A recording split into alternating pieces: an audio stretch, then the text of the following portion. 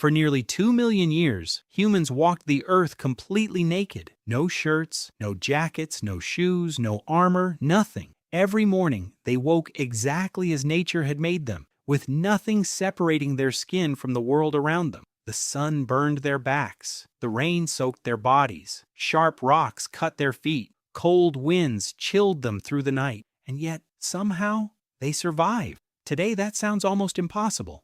Most of us won't even walk outside without putting on shoes. We wear jackets when it's cold, hats when it's sunny, gloves when it's freezing. Clothing has become so normal that we rarely stop to ask a simple question. Why do humans wear clothes at all? Every other animal on Earth survives without them. Wolves don't sew fur coats. Birds don't knit feathers together. Bears don't wrap themselves in animal skins before winter arrives. Nature already gave them everything they needed. So, why didn't it do the same for us? Most people think they already know the answer. Humans started wearing clothes because it got cold. It sounds obvious. End of story. But if that explanation were true, it creates an even bigger mystery. If clothing was necessary for survival, then why did our ancestors live without it for millions of years? Why wasn't the very first human already wearing animal skins? Why did generation after generation survive, completely exposed to the elements? Somewhere in our history, something changed. Not just the climate, not just the environment. Something changed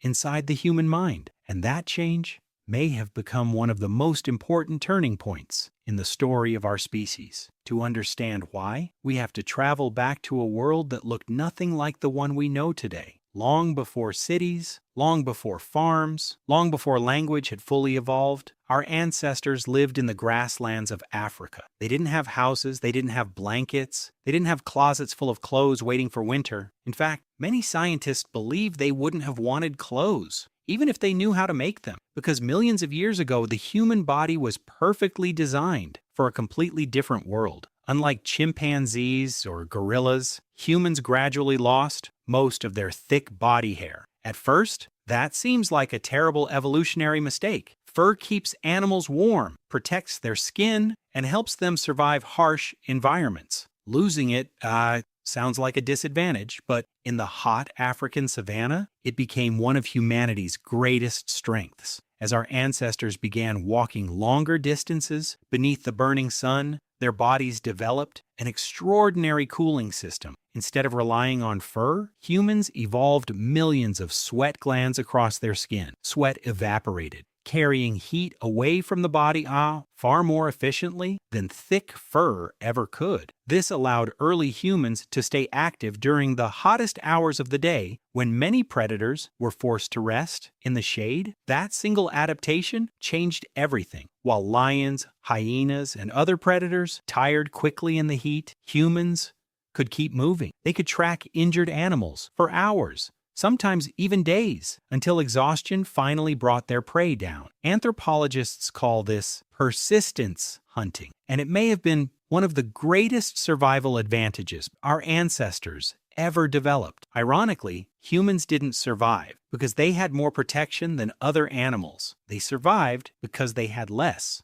Less fur meant more cooling, meant greater endurance, and greater endurance meant food. For hundreds of thousands of generations, this strategy worked. There was no reason for to cover the body. Clothing would have trapped heat, reduced sweating, and made life even harder beneath the African sun. In other words, for most of human history, wearing clothes would have been a disadvantage rather than an advantage. Nature had already solved the problem, or so it seemed. Then, slowly, and our ancestors began walking farther than any humans had ever walked before. Small groups left the warm landscapes of Africa and entered unfamiliar lands. The farther they traveled, the stranger the world became. The forests changed, the seasons changed, the air became colder, winters grew longer. For the first time in human history, bare skin, once one of humanity's greatest strengths, began turning into its greatest weakness. Somewhere in that frozen world, one ancient human faced a problem no generation before them had ever experienced, a problem that would force them to invent something. Every person listening to this video has worn almost every day of their life. But the strangest part isn't how they solved it. The strangest part is how scientists managed to discover when it happened, even though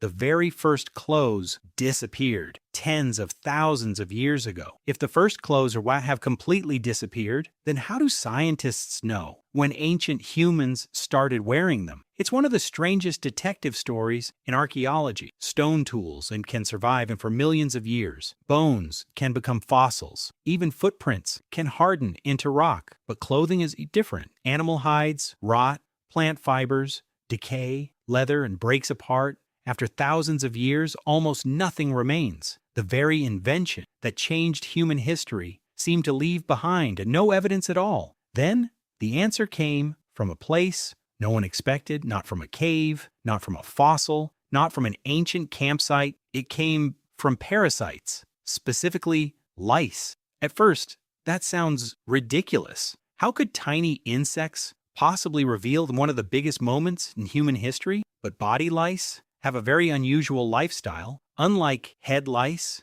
which live in human hair, body lice survive almost entirely inside clothing. They hide in the seams of fabric or the folds of animal skins and crawl onto the body only to feed. Without clothing, they can't survive for long. Scientists compared the DNA of head lice and body lice and discovered that body lice likely evolved from head lice around 170,000 years ago. That means clothing had become common enough for an entirely new species of parasite to evolve around it. One of the greatest clues to the origin of human clothing wasn't hidden inside a museum. It had been living on humans all along. Archaeologists also discovered stone scrapers polished by cleaning animal hides, bone awls used to punch holes through leather, and later, delicate bone needles that allowed humans to stitch fitted garments together. The earliest clothes probably weren't shirts or trousers. They were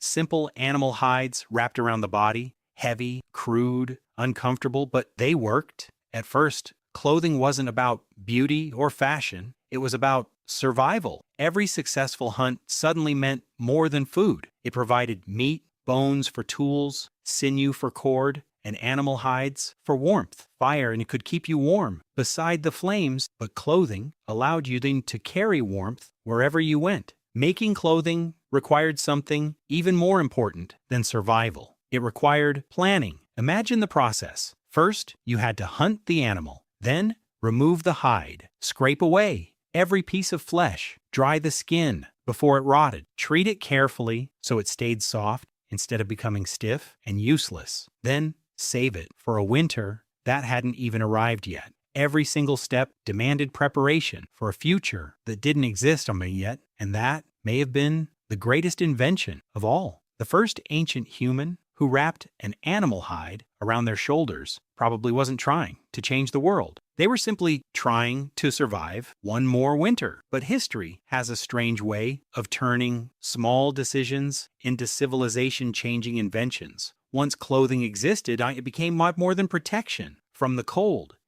You're wearing right now may look nothing like those first rough animal hides, but every jacket, every uniform, every pair of shoes, every spacesuit, and every piece of clothing in human history can be traced back to one ancient decision made tens of thousands of years ago. A decision born from cold, driven by imagination, and remembered not because the clothes survived, but because humanity did. The first ancient humans didn't just invent clothing, they invented a new way to survive, and perhaps a new way to be human.